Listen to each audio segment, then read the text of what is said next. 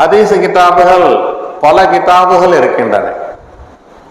நம்முடைய மதரசாவில் பிரதானமாக ஒரு 6-7 கிதாபை ஓதி கொடுக்குறாங்க. புகாரி, முஸ்லிம், துர்மதி, இப்னு மாஜா, அபூ தாவூத், முஅத்தா மாலிக், முஅத்தா முஹம்மத், இப்படியெல்லாம். இதில் பிரதானமானது புகாரி ஷரீஃப்.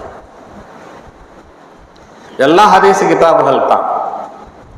பிரதானமானது புகாரி ஷரீஃப் கிதாப் தான். அந்த புகாரி ஷரீஃபை தான் 49 ஆண்டுகள் ஓதி முடிச்சுட்டு 50வது ஆண்டு தொடங்கி இருக்கிறோம்.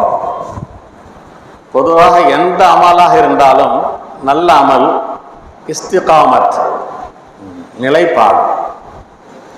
நேற்று செய்தோம், முந்தா நாள் செய்தோம், சென்ற ஆண்டு செய்தோம், இந்த ஆண்டு செய்கிறோம், அடுத்த ஆண்டும் செய்வோம் என்கிற அந்த இஸ்திகாமத் நிலைப்பாடு வந்துவிட்டால் அதற்கே ஒரு பரக்கத்து இருக்கிறது. இப்பதான் முதல்ல ஆரம்பிக்கிறாங்க, 5 வருஷமா ஆச்சு. அதெல்லாம் இல்லாத ஒரு பரக்கத் 50 ஆண்டுகளை தொட்டுவிட்ட நமக்கு கிடைக்கிறது புகாரி மஜ்லிஸின் காரணமாக. ஆனா பரக்கத்தெல்லாம் கண்ணுக்கு தெரியாது. அதெல்லாம் ஒரு பாத்தினான விஷயம். நமக்கே தெரியாம நாம் கஷ்டப்படும் போது, நமக்கு பிரச்சனைகள் வரும்போது, சிக்கலில் சிக்கி இருக்கும்போது இந்த புகாரி ஷரீஃபுடைய அந்த ஓதுதலை கேட்கிறல், அதற்காக நாம் செய்கின்ற உதவி, அல்லாஹ் அறந்தறியாம இதை சபபாக வச்சு உதவி செய்வோம்.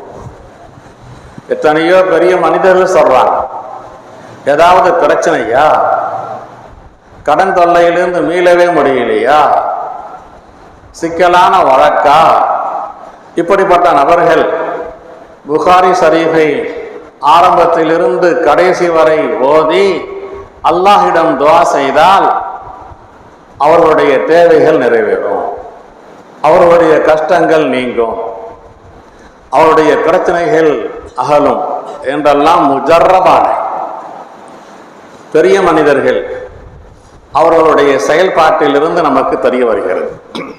அன்பான